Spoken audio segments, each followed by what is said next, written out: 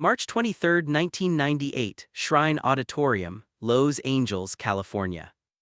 The air inside the auditorium feels heavier than usual: velvet seats, flashing cameras, the faint smell of stage makeup and hot studio lights. A presenter opens an envelope, a pause stretches just a little too long. And the Oscar goes to Shakespeare in Love. For a split second there's confusion, then applause, loud, bright, celebratory. Producers rise, actors embrace, publicists exhale. But somewhere in the balcony, industry veterans aren't clapping as enthusiastically, they're calculating. Because this moment isn't just a win, it's proof. Proof that awards can be engineered. Proof that momentum can outweigh inevitability. Proof that prestige isn't only about what's on screen. You can almost feel it, the invisible shift in the room, a realization spreading quietly through studio executives, talent agents, and campaign strategists. This isn't just about art anymore, it's about narrative control. Behind that victory was a campaign unlike anything Hollywood had seen before. Private screenings targeted to specific Academy branches, carefully timed press coverage, emotional story framing, the positioning of the film not simply as entertainment, but as a cause. And suddenly the industry understood something new: if you could control perception, you could influence legacy.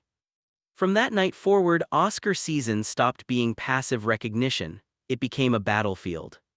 The 1990s had already been an era of independent cinema rising into the mainstream. Miramax, New Line, smaller studios, outsiders were cracking open a system long dominated by legacy giants. But this was different. This wasn't just distribution power, it was psychological leverage. Campaign budgets grew, strategists were hired, publicists became architects of mythology. Films were no longer released, they were positioned. Actors began choosing roles with an eye toward awards viability. Directors considered timing. Studios mapped out release calendars like military operations. Fall festivals became launchpads. Narrative arcs were designed months before ballots were mailed. And something subtle began to happen. Creative decisions were influenced not just by artistic ambition, but by strategic possibility. Should this actor play against type? That could signal range to Academy voters. Should the film tackle historical trauma? That tends to resonate. Should it premiere in Venice, Toronto, Sundance? Every choice layered into a larger psychological campaign. Prestige, once assumed to be organic, was now being cultivated. And here where the pressure set in. Because once the industry realized influence could be engineered, the expectation shifted. Winning wasn't just about talent anymore, it required endurance, visibility, constant presence. You had to show up, to screenings, to interviews, to private dinners, to Q and As where the room felt smaller than it was. Actors who once disappeared between projects were now expected to maintain relevance year-round. Directors who preferred solitude found themselves on relentless promotional circuits. Hollywood had discovered the power of narrative momentum. And momentum demands motion. But not everyone wanted to run. Some felt the tightening grip of a system that rewarded constant availability, constant exposure, constant pursuit of validation. What happens when prestige becomes pressure? What happens when influence depends on visibility? For some of the biggest names in Hollywood, the answer wasn't to push harder. It was to step back. And that decision, quiet, strategic, almost invisible, would redefine what power looked like in the modern industry.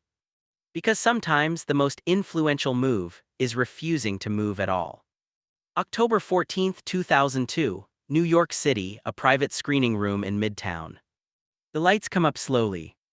Applause fills the room, measured, polite, strategic. Studio executives lean toward one another whispering predictions. Publicists scan faces instead of screens. Assistants take mental notes. At the center of it all sits an A-list actor fresh off 2 critically acclaimed performances in 3 years, the kind of run that used to mean dominance. But tonight something feels different. The applause isn't about the performance alone, it's about trajectory, awards potential, campaign timing, headlines waiting to be written. The film hasn't even opened to the public, yet the conversation is already about nominations. You can almost see it on the actor's face. This isn't about storytelling anymore, it's about positioning. By the early 2000s, Oscar season had evolved into a year-long ecosystem. Studios built war rooms, campaign consultants advised on speech tone before a nomination was secured, magazine covers were negotiated like trade agreements. And for performers, the message became clear. Stay visible or risk becoming irrelevant. The industry had subtly rewritten the rules. Absence was no longer mystique, it was vulnerability. Actors who once disappeared between films now faced a constant churn of premieres, panels, late-night appearances, festival circuits. Social capital became currency, silence became suspicious. The system rewarded saturation. But saturation comes at a cost.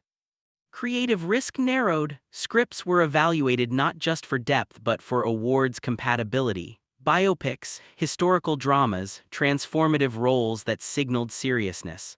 The unspoken phrase circulated in agency offices. Is this an Oscar role? A generation of performers began steering their careers toward strategic prestige instead of instinct. And yet something unexpected began to happen. The more accessible stars became, the more their mystique eroded. Constant presence flattened impact. When everyone is visible all the time, visibility loses value. Some artists started to feel it first, the fatigue, the sense that the machine was dictating rhythm instead of art. Interviews became rehearsed narratives, awards speeches felt like brand statements, even gratitude was curated. The psychological toll wasn't loud, it was quiet, internal. Validation became addictive, peer recognition felt like oxygen, and once you've held that golden statue in your hands, the pressure to return to prove it wasn't a fluke intensifies. Legacy anxiety crept in. Was the last win your peak? Is the next role strong enough? Are you still in the conversation? Hollywood had turned prestige into a feedback loop. Win campaign, maintain relevance, repeat. But a few high-profile figures began to test a different theory. What if power wasn't about constant participation? What if stepping away increased leverage? Around the mid-2000s, something subtle unfolded. A handful of major stars, actors with box office credibility and awards recognition, intentionally slowed down. Not because offers stopped. Because they chose to decline. They skipped cycles, passed on prestige scripts. Avoided overexposure. Some disappeared for 2 or 3 years at a time, no festival appearances, no award season dinners. At first, executives panicked. Agents worried. Was the public forgetting them? But something curious happened. Their absence created space. And space created anticipation. When they eventually returned on their own timing, the industry recalibrated around them, negotiating power shifted, script approvals tightened, profit participation increased. The pause became leverage. Hollywood, which had grown accustomed to controlling narrative through visibility, suddenly had to negotiate with absence. The machine couldn't campaign what wasn't there. It couldn't schedule what refused to be scheduled. And in that refusal, a new form of influence emerged. The industry had learned how to engineer prestige. Now, a few individuals were learning how to engineer distance. And distance, when intentional, can be louder than applause. But this shift wasn't just strategic. It was emotional. It was about reclaiming control in a system that rewards constant availability. And the deeper question lingered. If validation drives Hollywood, what happens when someone stops chasing it? January 5, 2010, Beverly Hills, a closed-door agency meeting. Floor-to-ceiling windows overlook the city. Inside, a group of executives sit around a polished table reviewing a list of bankable names for an upcoming prestige drama. The budget is high, the award's potential is obvious. One name rises to the top. An actor who hasn't appeared on screen in nearly 4 years. No interviews, no festival circuits, no carefully planted trade stories. Silence. An assistant hesitates. Are we sure they'll even consider it? That's when the head of the studio leans back and says something telling. That's exactly why we need them. The room goes quiet. Because something has changed. In an industry built on visibility, scarcity has become rare currency. By the late 2000s, Hollywood was oversaturated, red carpets multiplied, awards shows expanded, digital media accelerated the pace. Social platforms added another layer of exposure. The line between promotion and presence blurred completely. Stars weren't just promoting films, they were maintaining continuous engagement. But the constant spotlight created a new problem. Familiarity reduced impact. When audiences see you everywhere, the event of seeing you on screen feels smaller, less electric, less urgent. And so, a handful of performers, some of them Oscar winners, some of them box office anchors, began recalibrating, not loudly, not dramatically, quietly. They stopped saying yes. They let scripts pile up unanswered. They skipped entire award seasons. They chose selective collaborations over momentum. And slowly, something extraordinary happened. The industry adjusted to their terms. Studios began structuring deals differently: longer development timelines, more creative control, first-look agreements that respected gaps between projects, marketing strategies that leaned into anticipation rather than ubiquity.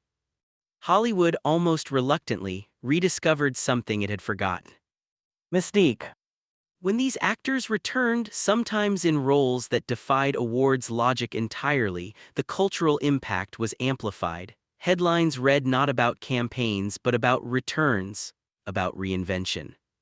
The pause had reframed them. Psychologically, this was powerful.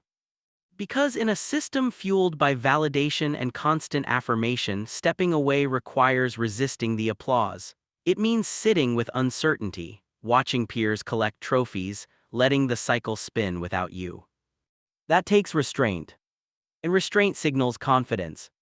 The emotional core of this shift isn't rebellion, it's self-preservation. The campaign era had turned prestige into performance beyond the screen. Every handshake, every panel discussion, every strategically timed interview. But absence removed the performance. It stripped the narrative down to anticipation. And anticipation, when built correctly, is magnetic. The irony is almost poetic. The industry learned how to manufacture momentum through aggressive strategy in the 1990s. It learned how to sustain visibility through relentless campaigning in the 2000s. And then it learned something even more valuable. Not everyone has to play. When someone opts out and still commands demand, the power dynamic shifts. Because control in Hollywood has always been tied to access. Access to audiences, access to press, access to awards voters.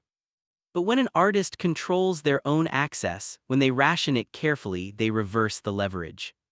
Now studios wait. Now executives pitch harder. Now the return becomes an event, not just another entry in the release calendar. You can see it in how modern contracts are negotiated, in how some A-list performers space projects 3, 4, 5 years apart, in how comeback roles are framed as cultural moments. It's no longer about staying visible at all costs. It's about choosing when to be seen. And underneath that strategy lies something deeper. A rejection of the idea that legacy must be constantly defended. Instead, legacy can be protected through distance. But there's one final layer to this evolution.